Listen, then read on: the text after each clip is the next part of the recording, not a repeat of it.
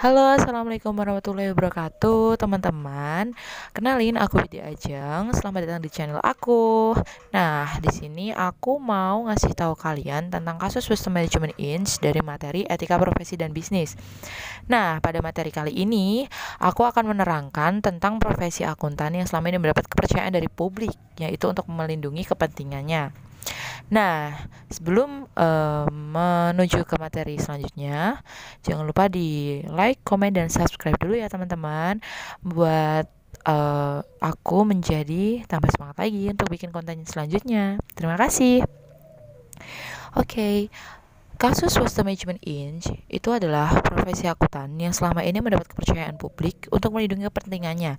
Justru itu dianggap telah mengkhianati janjinya yang mengawali kehadiran profesi ini di tengah publik. Publik itu melihat bahwa hal ini merupakan business failures, melainkan audit failures, yaitu terjadinya kegagalan auditor dalam melaksanakan audit. Nah, artinya audit yang dilakukan tidak sesuai dengan standar audit yang telah ditetapkan. Dengan demikian, salah satu contoh skandal yang berasal dari Amerika Serikat adalah Waste Management Inc., perusahaan yang bergerak dalam industri pembuangan limbah dan perusahaan jasa lingkungan. Perusahaan tersebut melakukan rekayasa laporan keuangan dalam hitungan miliaran dolar. Waste Management Inc. atau WMI ini didirikan oleh dua sepupu, Dean Buntrox dan Wayne Huizinga pada tahun 1968. Perusahaan yang bermarkas di City Tower pertama di Houston, Texas.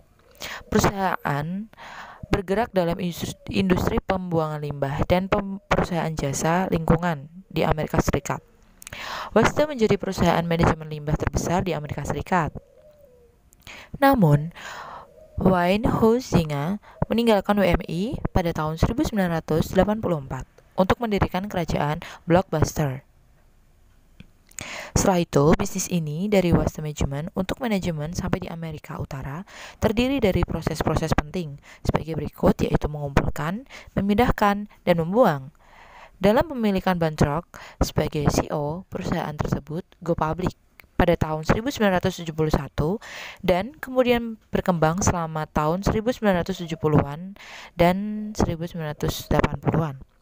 Melalui beberapa tambahan atau akuisisi dari perusahaan angkutan sampai lokal dan pengurus-pengurus land file. Bahkan pada suatu saat perusahaan mampu melakukan hampir dari 200 akuisisi selama setahun.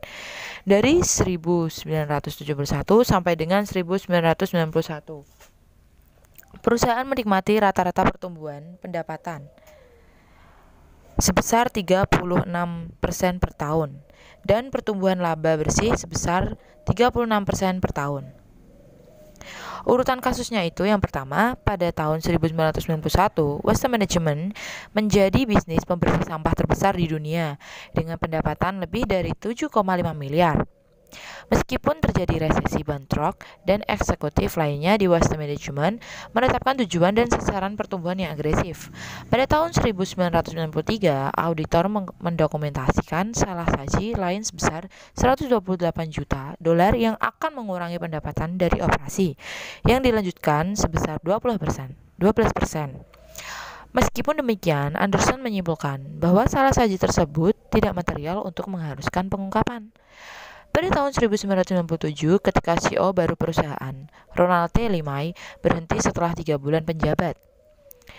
Mulai memeriksa buku WMI pada bulan November pada tahun 1997, ketika perusahaan mengumumkan bahwa perusahaan dalam metode akuntansi akan berakibat pada hilangnya 1,2 miliar dan mengurangi laba ditahan yang dilaporkan sebesar 1 miliar yang tercatat selama 5 tahun sebelumnya. Pada tahun 1998, WMI menyajikan kembali laporan keuangan periode 1992 sampai 1997. Dalam penyajian kembali, melalui 3 kuartal pertama, perusahaan mengakui secara material telah menggelembungkan laba sebelum pajak sekitar 1,7 miliar dan mengecilkan elemen tertentu dari beban pajaknya sebesar 190 juta.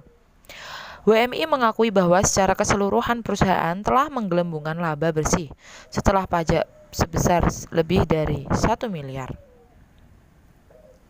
Analisis dan tanggapan kasus.